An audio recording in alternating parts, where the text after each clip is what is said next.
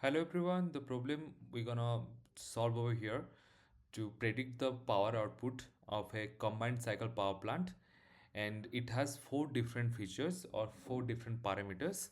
The four different parameters are what is the ambient temperature and ambient pressure and relative humidity and what is the vacuum.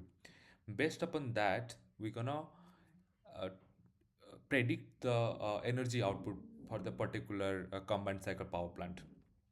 We did a little data analysis, and here is the data distribution of all different features, and it is a target. So for the modeling type, as the data are all labeled, and the target is also labeled, so we're gonna use a supervised machine learning. And this is not a classification, or we are not predicting on time series, so it is a classic case of regression problem. And here are the available algorithms we have: a linear regression, ridge regression, and lasso regression. For the lasso regression, we just use for the feature selection process. Again, we have some advanced regressors like decision tree regressor, random forest regressor, XGBoost, and light GPM. XGBoost and light GPM are commercially used, most commercially used.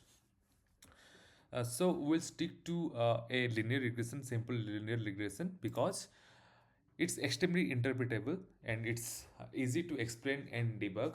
And the linear regression is very fast and robust.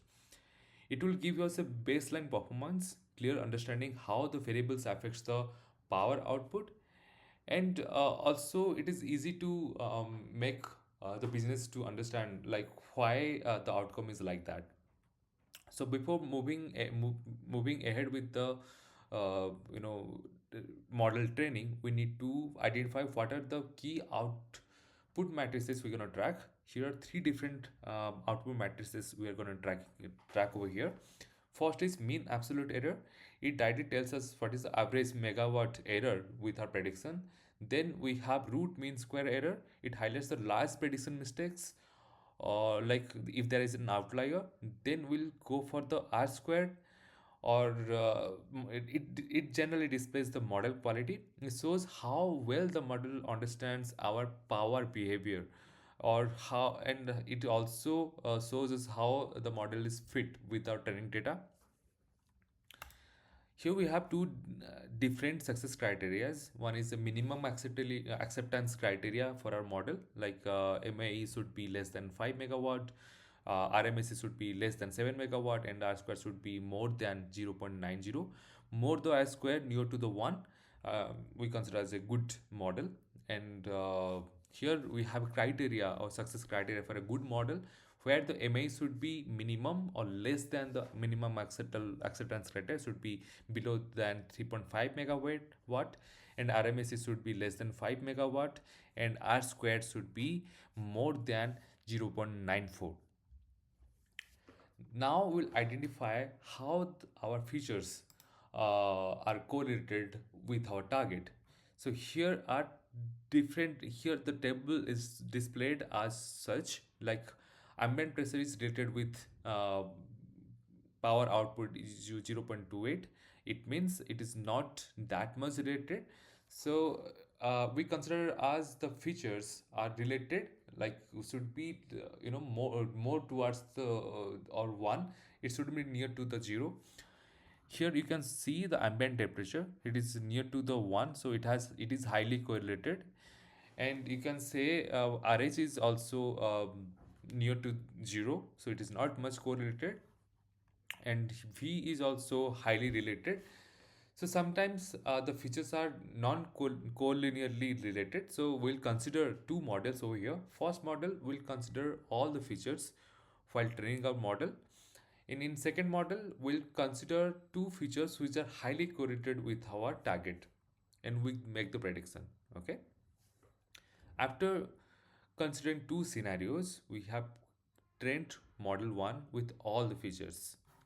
Here are the results. After training model 1 with all the features, we have mean absolute error less than 3.5, it is 2.4. Mean absolute percentage error is 0.53. R square is more than 9.5, 0.96. and RMAC is around 3.44. So it falls under a good model criteria. Let's go for a model where we have trained with only two features which are highly correlated with our target.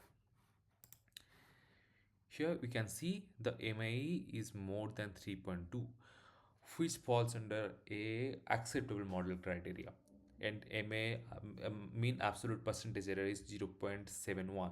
It is also more than that. R square is less than 9.5. It comes under a acceptable model, but not a good model. So after training our model, we also tested our model. In model 1, you can see the predictions are like we have to keep the all four parameters, or we need to pass data for all the four features. Then the prediction is 454. In model 2, we have just two parameters we have to pass through, and the prediction is 4.52. So after considering all the observations, I think the model 1 performs the best, and we'll consider the model 1 for predicting our power output. Thank you.